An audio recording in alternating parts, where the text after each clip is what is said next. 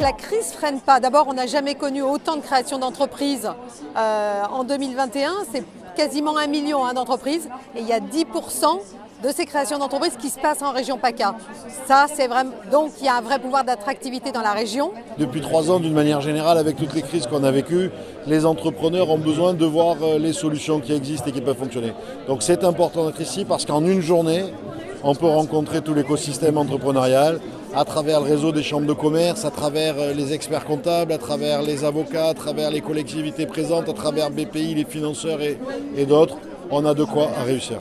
Depuis 3 ans, il se crée 30 000 entreprises nouvelles chaque année sur ce territoire. Ça monte et c'est la plus grande métropole de France en termes de création d'entreprises.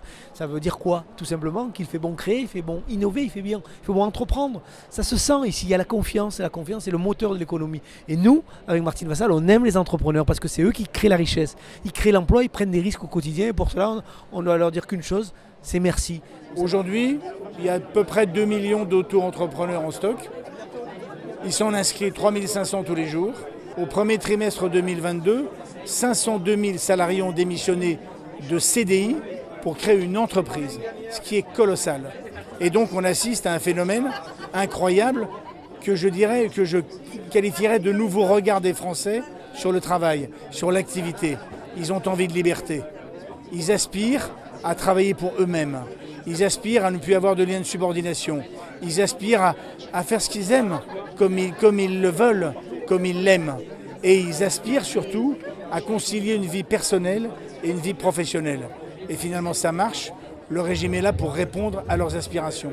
Les enquêtes de conjoncture que l'on a faites fin septembre font voir que 67% des chefs d'entreprise sont confiants dans leur activité, dans leur entreprise et prévoient un développement de leur business en fin 2022 et 2023 ainsi que de leur recrutement.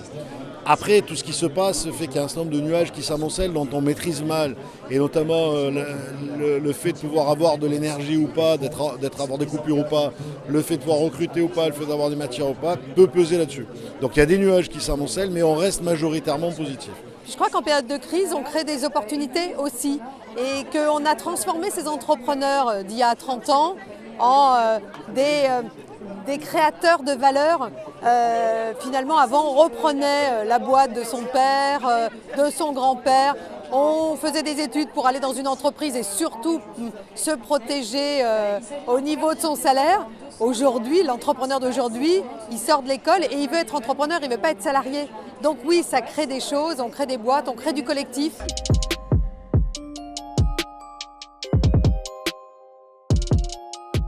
Alors les atouts, je peux vous le dire, la grandeur de notre métropole, avec 2 millions d'habitants, donc ça veut dire un marché porteur, ça veut dire une main-d'œuvre qualifiée, prête à relever des défis, ça veut dire un grand port maritime avec du foncier. Le foncier, c'est très important quand on veut attirer des entreprises, avec un aéroport international qui va être flambant neuf parce qu'on est allé chercher les architectes les plus importants du monde, avec une position qui est bénie des dieux parce que nous sommes la porte d'entrée de l'Afrique, la porte d'entrée de la Méditerranée, et ça c'est important. Et puis aussi les câbles sous-marins, il y en a 16 aujourd'hui, il y en aura 21 demain. Nous allons devenir le top 5 des lieux les plus connectés du monde. Alors moi je suis auto-entrepreneur, je suis réflexologue et la motivation pour venir ici c'est à la fois en faire des rencontres, donc ça peut être l'occasion de rencontrer de nouveaux futurs clients et puis de voir ce qui existe pour peut-être trouver des idées et des compléments d'information par rapport au monde de l'entreprise. Je cherche des conseils, en tout genre. C'est très intéressant et il a été très fructifieux pour moi, ça m'a beaucoup aidé. Parce que je puisse savoir, au bout de 2 heures, j'ai eu quelques questions, soit 90% de ce que je suis venu chercher, j'ai trouvé comme réponse. Maintenant, il faut mettre en pratique.